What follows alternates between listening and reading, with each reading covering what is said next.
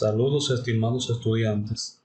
En el día de hoy daremos inicio al primer tema correspondiente al segundo parcial, que es el tema de orificios, unidad 3 de los temas que nos corresponden evaluar en esta asignatura. En este primer video de clase correspondiente a la primera clase del segundo parcial, vamos a ver 4 temas, que es la ecuación general de orificios, la pérdida de energía, orificios de grandes dimensiones o carga pequeña y orificios con contracción incompleta. Dando inicio a esta clase, vamos a ver primero la ecuación general de los orificios, la cual la vamos a obtener a partir de unos puntos que son también aquí, que son puntos también supuestos, los cuales vamos a ir viendo en esta parte. Y nos dice: considere un recipiente lleno de un líquido en cuya pared lateral se ha practicado un orificio de pequeñas dimensiones en comparación con su profundidad y además de cualquier forma. El orificio descarga un caudal cuya magnitud se desea determinar, para lo cual se supone que 1. El nivel del agua en el recipiente permanece constante por efecto de un caudal de entrada idéntico al que sale, o bien porque el recipiente posea grandes dimensiones. 2. El único contacto entre el líquido y la pared debe ser alrededor de una arista afilada. Para este caso sería un orificio de pared delgada. Y 3. El depósito se encuentra abierto a la atmósfera. Bien, como estamos viendo aquí, son 3 puntos que son también suposiciones que se realizan para obtener una ecuación general de los orificios.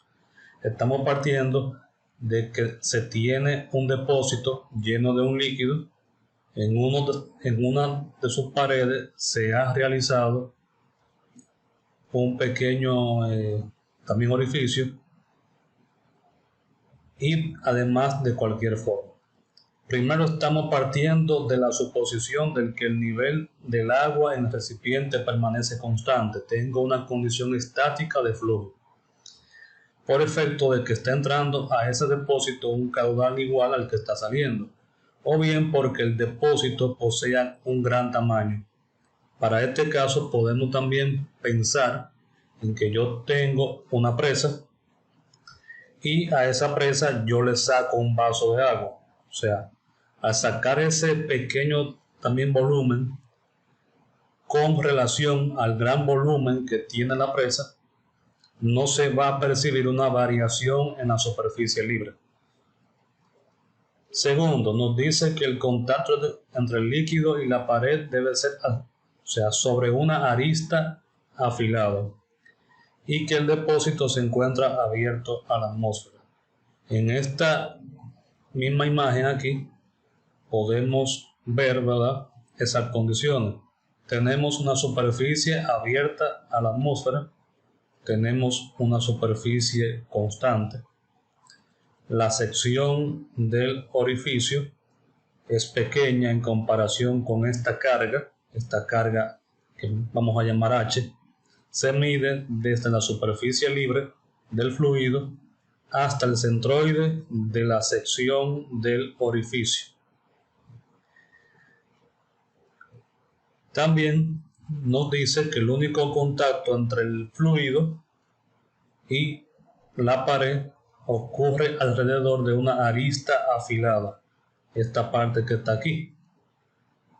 Ahora bien, dice en estos 2 párrafos, las partículas del líquido en la proximidad del orificio tienden a moverse hacia el centro del mismo, de modo que por efecto de la inercia se produce una contracción del chorro.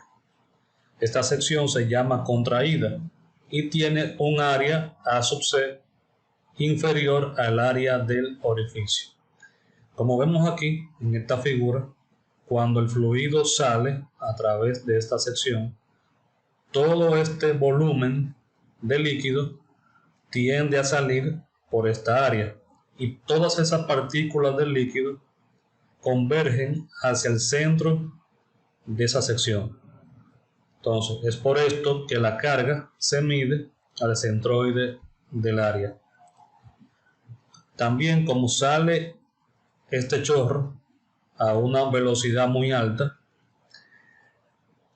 el chorro tiende a contraerse, producto de la inercia, ¿verdad? Cuando sale todo esto, tiende a contraerse y a esta sección se le conoce como sección contraída, A sub C.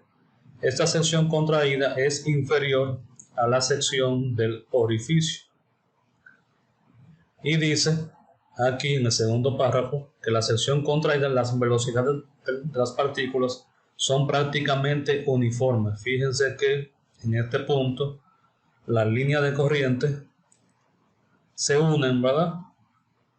Y con un valor medio de la velocidad. O sea que en este punto sabemos que a menor sección, mayor velocidad. Esto ocurre en el punto marcado como el punto 2. O sea que estas mismas suposiciones que se han descrito en estas dos primeras diapositivas nos ayudarán a determinar la ecuación general de los orificios. Ahora bien, ¿cómo se tiene esa ecuación general para el orificio? Bien, tomamos un punto 1 en la superficie libre del fluido y un punto 2 en la sección contraída del chorro. Tengo energía potencial, masa por la gravedad por la carga, ¿verdad? Y tengo energía cinética, un medio de la masa por la velocidad elevada al cuadrado. Si yo aplico la ecuación de Bernoulli entre estos dos puntos, el punto 1 y el punto 2, tengo carga de presión en el punto 1, carga de elevación en el punto 1, carga de velocidad en el punto 1. Esta sumatoria es la energía disponible en la superficie libre del fluido. Igual entonces a carga de presión en el punto 2, aquí, carga de elevación en el punto 2 y la carga de velocidad en el punto 2. Esto sería la energía disponible en el punto 2. Como ambos puntos están en contacto con la presión también de la presión atmosférica, esta carga de presión es cero y esta carga de presión también es cero. Como la superficie permanece estática, como se dijo, ¿verdad?, anteriormente, hay un caudal de entrada idéntico al que sale, o bien porque el depósito tenga un volumen bastante grande en comparación con el volumen que está saliendo por la sección del orificio. Entonces tengo como cero la carga de presión en el punto 1, carga de presión en el punto 2 y la carga de velocidad en el punto 1. La diferencia de cargas de elevación Z1 menos Z2 se conoce como la carga sobre el orificio, la carga medida al centroide del orificio. Esa carga Z1 menos, va positivo, pasa hacia acá con signo también cambiado, nos queda que H, que es esta variación de carga, ¿verdad?, será igual a la carga de velocidad en el punto 2. Y aquí tenemos lo que estamos viendo, que la energía potencial se convierte en energía cinética. Esta carga se convierte en velocidad del chorro. Bien, carga sobre el orificio es igual a la carga de velocidad del chorro.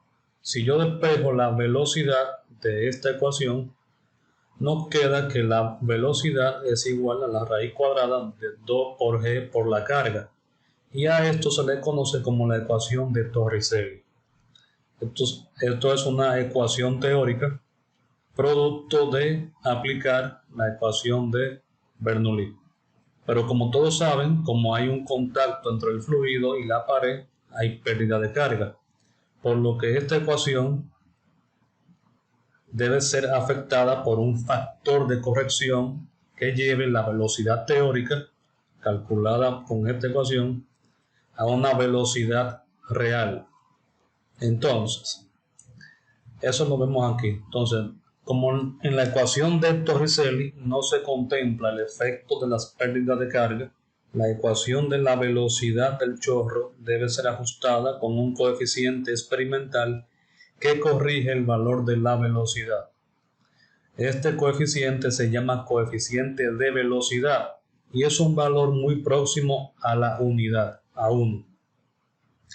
Ese coeficiente no es más que la velocidad del chorro entre la velocidad según Torricelli, o más bien la velocidad real entre la velocidad teórica. Como yo tengo que Torricelli es la raíz de 2g por h, la velocidad real, en el punto 2, será igual al coeficiente de velocidad multiplicado por la ecuación de Torricelli. O sea que la velocidad real es igual al coeficiente de velocidad por la raíz de 2g por la carga. Como se explicó anteriormente, el chorro se contrae por efecto de la inercia que lleva el fluido y que la sección contraída es inferior a la sección del orificio. La sección contraída se determina ajustando la sección del orificio usando un coeficiente experimental que se llama coeficiente de contracción.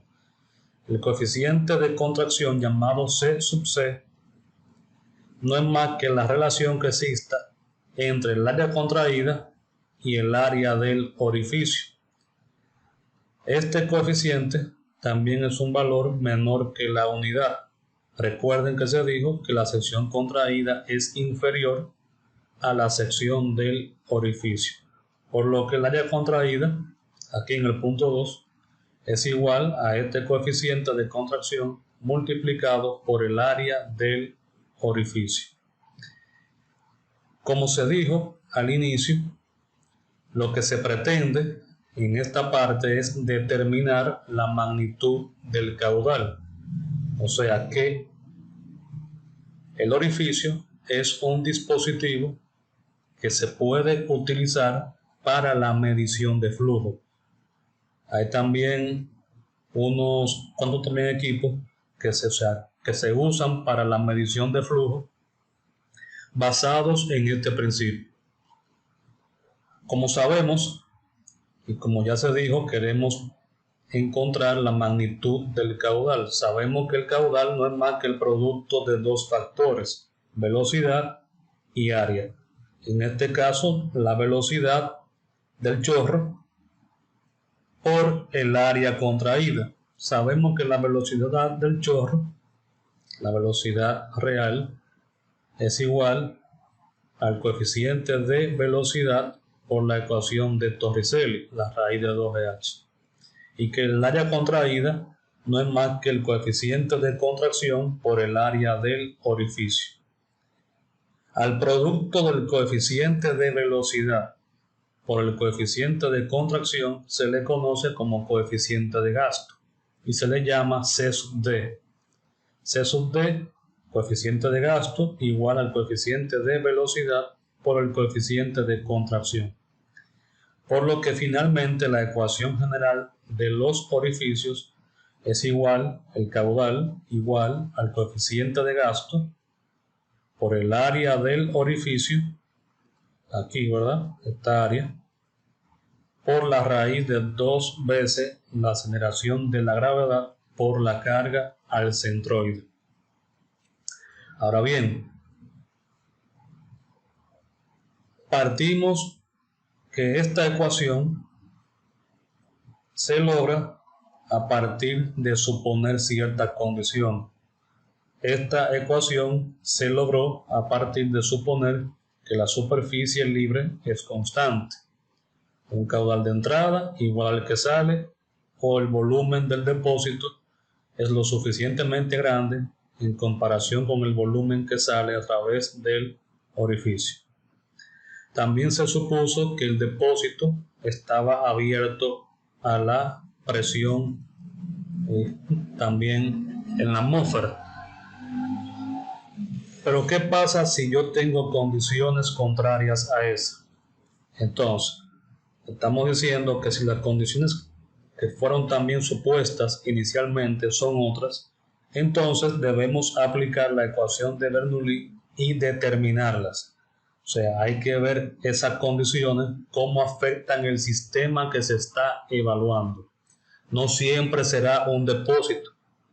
Bien, entonces yo debo aplicar la ecuación de Bernoulli para determinar de esta manera qué energías influyen en el caudal que pasa a través del orificio. Por ejemplo, si el depósito estuviese cerrado, entonces habrá una carga de presión. Bien, que no será cero, ¿verdad? Como se ha también supuesto inicialmente. Si el caudal de entrada es distinto al caudal de salida, entonces habrá una variación en la superficie libre, o sea, habrá una carga de velocidad que no se puede dejar pasar por alto. Dicho eso, cuando se plantee la ecuación general de los orificios, debemos analizar la condición a la que está sometido el mismo y aplicaremos la ecuación como el caudal igual al coeficiente de gasto por el área del orificio por la raíz de 2 veces la aceleración de la gravedad por la energía. ¿Esta energía a qué será igual? Bien, hay que aplicar entonces la ecuación de Bernoulli. Carga de presión, la carga de elevación y la carga de velocidad. Les puse aquí esta pequeña imagen para que veamos que en esta placa, que tiene una sección de un diámetro y está colocada en un conducto, como se puede ver aquí en este punto hay mayor carga de presión que en este punto. Por lo tanto, la energía que está haciendo que el agua fluya a través de esta sección se podrá encontrar aplicando la ecuación de Bernoulli. Y cuando se hace esto, para esta condición, yo tengo una diferencia de presión y esa diferencia de presión en este sistema es la energía que debo considerar en esta ecuación para poder determinar de esta manera el caudal. O sea, en los videos complementarios que están cargados en la plataforma, ustedes tendrán, ¿verdad?, otros videos que les ayudarán a comprender mejor, ¿verdad?, la aplicación de la medición de flujo en tuberías usando orificios. Entonces, ya vimos que la ecuación general de los orificios es para determinar la magnitud del caudal. Y el caudal será igual a un coeficiente de gasto por el área del orificio por la raíz de 2 por G por H. Bien. Ahora bien, los coeficientes tanto de gasto, de contracción y de velocidad dependen del valor de Reynolds. Mientras mayor sea el número de Reynolds, los valores de los coeficientes de gasto, de contracción y de velocidad tienden a ser constantes, como se ve en esta gráfica. Fíjense que a partir de un valor 10 a la 5, valor de Reynolds de 100.000, a partir de este punto, las curvas del coeficiente de contracción, del coeficiente de gasto y del de velocidad tienden a ser horizontales, tienden a ser constantes. y los valores están presentes aquí. Para esta condición, el coeficiente de gasto tiene un valor constante de 0.60, de contracción 0.605 y de velocidad, como se dijo también, ¿verdad?, anteriormente, es un valor muy próximo a 1.99 en este caso. Cuando se trata de orificios que no sean circulares, porque esta gráfica se aplica para orificios de tipo circulares, si son de tipos rectangulares y de poca altura, los coeficientes CB, CC y CD son prácticamente los mismos que se presentan en esta figura. Bien, no presentan ninguna variación correcta que se da en esta gráfica. Tenemos, ¿verdad?, que el número de Reynolds será la ecuación de Torricelli, velocidad, por el diámetro del orificio, por la viscosidad cinemática. Si el orificio es de este tipo, rectangular, la dimensión que usaremos aquí será la dimensión más pequeña del orificio rectangular. Entonces es bueno dejar claro, ¿verdad?, que mientras mayor sea el número de Reynolds, los valores tienden a comportarse dentro de este rango de coeficientes de descarga, contracción y velocidad. Fíjense que el comportamiento es distinto para valores de Reynolds menores que 100.000. Y esto, ¿verdad?, hay que tomarlo en cuenta. Fíjense que mientras más inercia lleva el fluido, bien, hay un momento, ¿verdad?, que el coeficiente de contracción refleja esa disminución del área. Ahora bien, si la sección es grande, la velocidad disminuye. Eso se ve aquí en este comportamiento. Mientras menor sea Reynolds, el coeficiente de contracción se aproxima a 1, o sea que el chorro tendrá tiene un tamaño parecido al área del orificio y la velocidad tiende a disminuir lo suficiente. Entonces, la pérdida de carga o de energía en los orificios. Sabemos, como vimos en los temas correspondientes al primer parcial, que siempre que exista contacto entre un fluido y cualquier superficie, habrá pérdida de carga. Y eso siempre debe ser tomado en cuenta. Ahora bien, si de la ecuación de Bernoulli aplicada anteriormente al sistema que vimos, tomamos en cuenta ahora la pérdida de carga, partiendo del mismo esquema, la misma figura, de esta figura, que fue la base para tener la ecuación general, sabemos que depósito abierto, chorro descargando libremente, superficie constante, nos queda que la carga sobre la sección del orificio H, ¿verdad?, será igual a la carga de velocidad más la pérdida de energía. A esto vamos a llamar ecuación 1. De la ecuación de la velocidad del chorro, la ecuación real, vamos a proceder a despejar a la carga.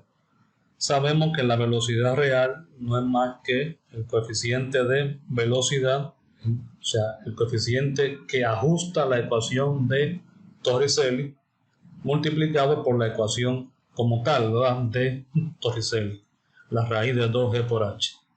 Cuando yo despejo la carga de esta ecuación, nos queda que H es igual a 1 entre CB al cuadrado por la carga de velocidad. Y a esto llamamos ecuación 2. Como vemos, la ecuación 1 será igual a la ecuación 2. H igual a H, carga igual a carga. Entonces, si yo igualo la ecuación 1 con la ecuación 2, nos queda que carga de velocidad más las pérdidas es igual a 1 entre CB cuadrado por la carga de velocidad. Si de aquí despejamos el término que queremos encontrar, que es la pérdida de energía, tenemos que la pérdida de carga será igual a un factor común que es carga de velocidad. Este término pasa con signo para acá, o sea, con signo también cambiado. En este caso pasa de positivo a negativo. Tenemos un factor común, carga de velocidad, que multiplica a 1 entre cv cuadrado, y este término que pasó por acá se convierte, ¿verdad?, en 1. Como ya hemos visto, la ecuación general para la pérdida de carga en cualquier pieza, ¿verdad?, elemento de un sistema, es igual a una constante K por la carga de velocidad. En este caso, la constante K en el orificio es lo que está en el paréntesis. 1 entre cv cuadrado menos 1. O sea, esto es K por la carga de velocidad. De esta manera entonces encontraremos la pérdida de carga que se producen en los orificios producto de la salida de la interacción entre el fluido y la pared del recipiente donde está practicado el orificio. Recuerden que sale el chorro y entra en contacto con las aristas afiladas del orificio, como se mencionó al inicio. Bien, entonces hasta esta parte hemos visto la ecuación general de los orificios, la ecuación, ¿verdad?, que rige el comportamiento del flujo a través de la sección del orificio, y hemos visto la pérdida de carga que se producen en dicho orificio. Ahora bien, desde este punto en adelante, desde el punto 3 en adelante, vamos a ir viendo condiciones que no fueron previstas inicialmente para obtener la ecuación general, pero que esas condiciones, por el hecho de que no fueron tomadas en cuenta, no quiere dejar dicho que no se puedan producir. Esas condiciones, cuando se dan, de alguna forma afectarán esta ecuación. Recuerden que esta misma ecuación partió de suponer cosas. De suponer, vuelvo y les digo, porque esto es bastante, o sea, es muy importante que quede claro que esta ecuación parte de suponer superficie constante, depósito abierto a la atmósfera, bien, que son condiciones establecidas para esta ecuación, que la sección es pequeña en comparación con esta carga. Pero ¿qué pasaría si esas condiciones no se están dando? ¿Cómo afectan a esta ecuación? Entonces, eso es lo que vamos a ir viendo. ¿Cómo afectan las condiciones no contempladas inicialmente en la ecuación general de los orificios? Entonces, tenemos una primera condición: orificios de grandes dimensiones o cargas pequeñas. Como ustedes pueden ver, para esta parte, vimos que la ecuación general está basada en orificio pequeño con grandes cargas, que es la condición contraria a esta que vamos a analizar en este momento. Entonces, en esta parte, un orificio de gran tamaño o carga pequeña sería algo como esto. Tengo una gran sección y sobre ella está actuando una carga pequeña en comparación con esta sección. El orificio, si se ve de frente, una vista también frontal, ¿verdad?, de esta cara, podrá tener diferentes formas, ¿verdad? Puede ser, ¿verdad?, o circular o también rectangular, ¿verdad?, como ya hemos visto. Dimensión pequeña A, dimensión grande B. Entonces, El caudal que circula a través del orificio se determina por la carga H, que está actuando sobre la sección del mismo. Esta carga H se mide desde la superficie libre, aquí arriba, hasta el centroide de la sección. Bien, centroide G, este punto. En este caso, el orificio presenta un gran tamaño, o esa carga H actuando sobre la sección es muy pequeña. Para determinar el caudal bajo esta condición, lo primero es identificar la forma del orificio. Una vez identificada la forma, se debe afectar la ecuación general de los orificios con un factor phi, el cual dependerá de dos variables.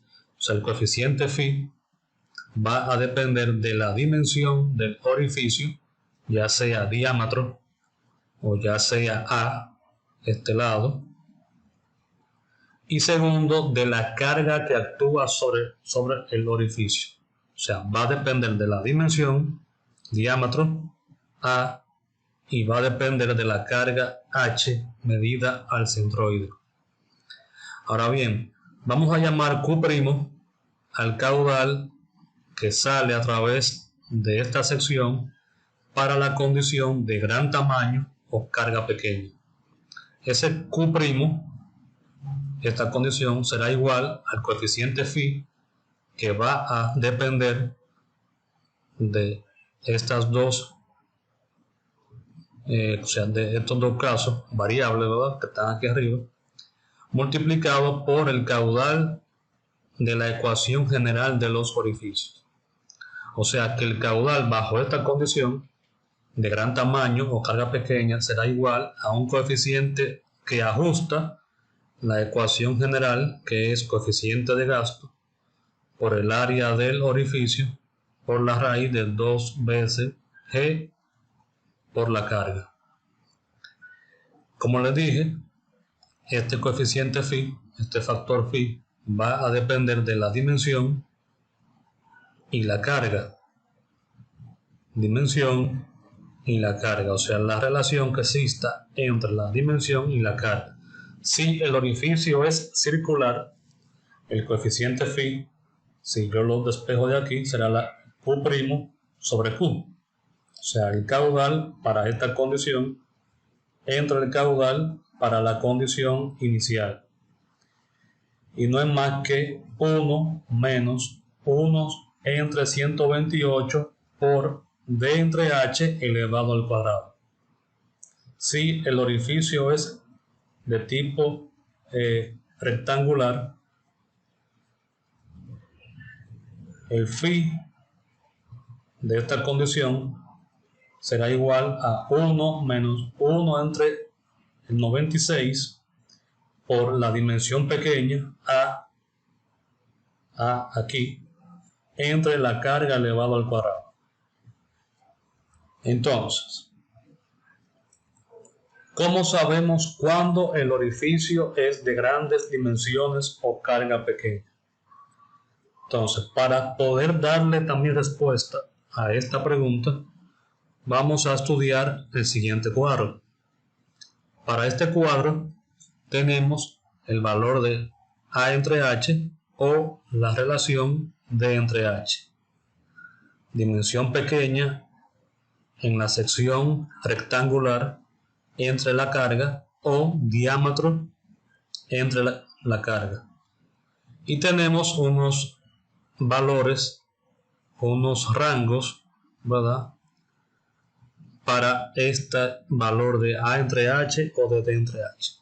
Si el orificio es de tipo, o sea, de tipo también rectangular, el orificio, el valor de phi, calculado con esta ecuación en el rectángulo, si es 2, será igual a 0.94. Si es 1, 0.99. Si es 0.67, es 1. Y si es de tipo circular, cuando el valor de D entre H es 2, phi es 0.95, si es 1 d entre h, phi es 0.99, y si d entre h es 0.67, entonces phi será igual a la unidad. Entonces, haciendo una verificación de esta tabla, un análisis de esta tabla, tenemos lo siguiente. Un orificio será considerado de grandes dimensiones o carga pequeña, o sea, la condición que estamos viendo en esta parte, cuando la relación de A entre H, A entre la carga, o diámetro entre la carga, esté también comprendida entre 0.67 y 2. O sea, un orificio será de gran tamaño o carga pequeña cuando la relación sea mayor que 0.67 y menor o igual que 2. O sea, estos límites que estamos viendo aquí. Si cuando ustedes hagan el cálculo correspondiente a esto, este valor de D entre H o de A entre H se encuentra en este rango, yo debo afectar entonces la ecuación del caudal por el valor de phi correspondiente, aplicando la fórmula que están presentadas aquí debajo.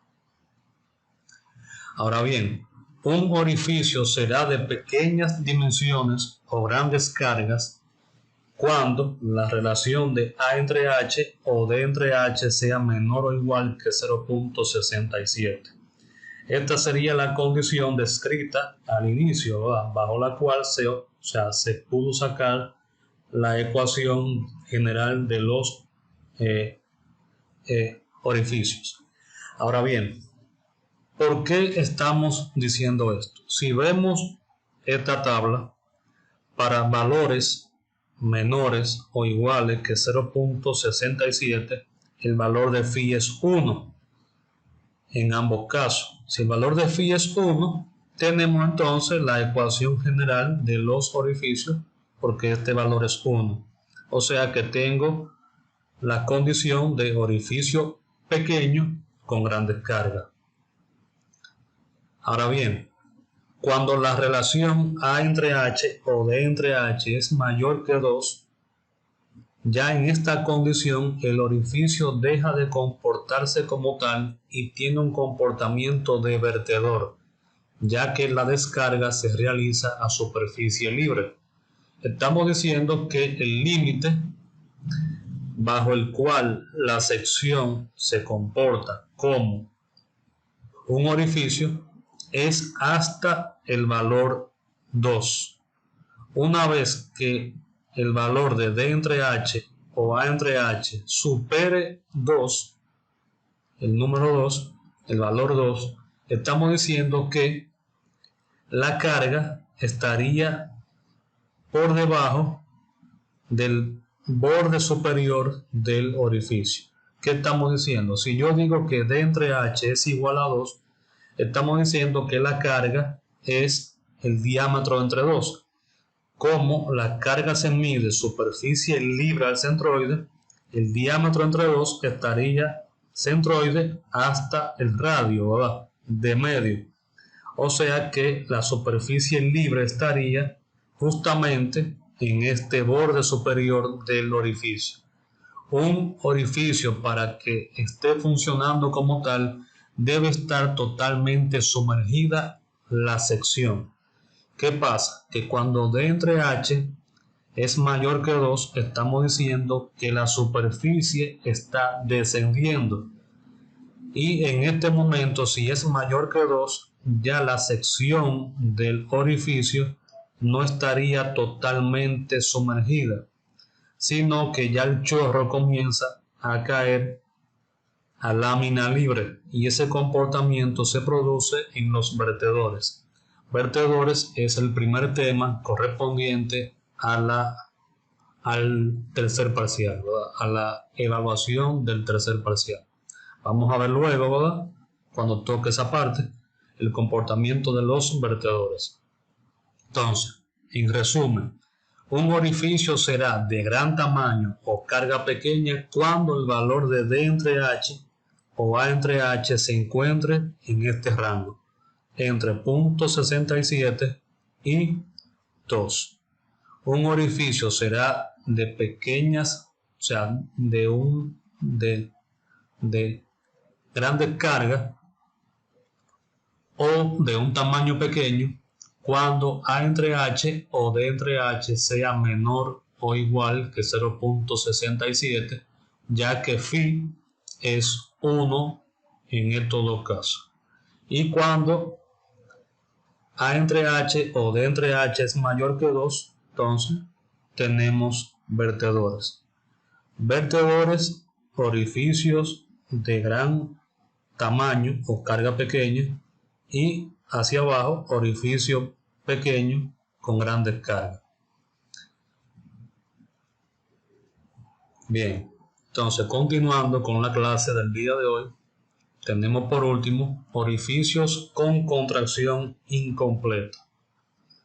Ahora bien, ¿cómo afecta esta condición la magnitud del caudal? Entonces, como le comentaba, ¿verdad?, a partir de esta parte vamos a ir viendo condiciones que afectarán la ecuación general de los orificios. Entonces, cuando hablamos de orificios con contracción incompleta, se pueden mencionar dos tipos de contracción incompleta en un orificio. Primero, cuando las paredes o el fondo del recipiente se encuentran a distancias inferiores que 3 veces el diámetro, si fuese circular, o 3 veces A, ¿verdad? A, como les dije, es el tamaño mínimo en un orificio de este tipo. Se dice que la contracción en el orificio es parcialmente suprimida. En este caso, el coeficiente de gasto, CD, ¿verdad?, el que buscamos según el número de Reynolds, debe afectarse por un coeficiente como se muestra en esta ecuación. O sea, el coeficiente de gasto que se encontró en la gráfica, que depende del número de Reynolds, aquí en esta gráfica, este coeficiente de gasto CD deberá afectarse por este factor, que es 1 más 0.641 por el área del orificio entre el área de la pared en contacto con el agua elevado al cuadrado. Entonces, tenemos un orificio circular. Estamos diciendo que esta sección se encuentra a distancias inferiores que 3 veces el diámetro, ya sea del fondo o de las paredes. Si este orificio estuviese más próximo a este punto o a este punto, yo debo entonces afectar mi coeficiente de gasto por este factor. Y entonces en la ecuación general usaremos que el caudal es igual a este coeficiente CDO por el área del orificio por la raíz de 2G por H.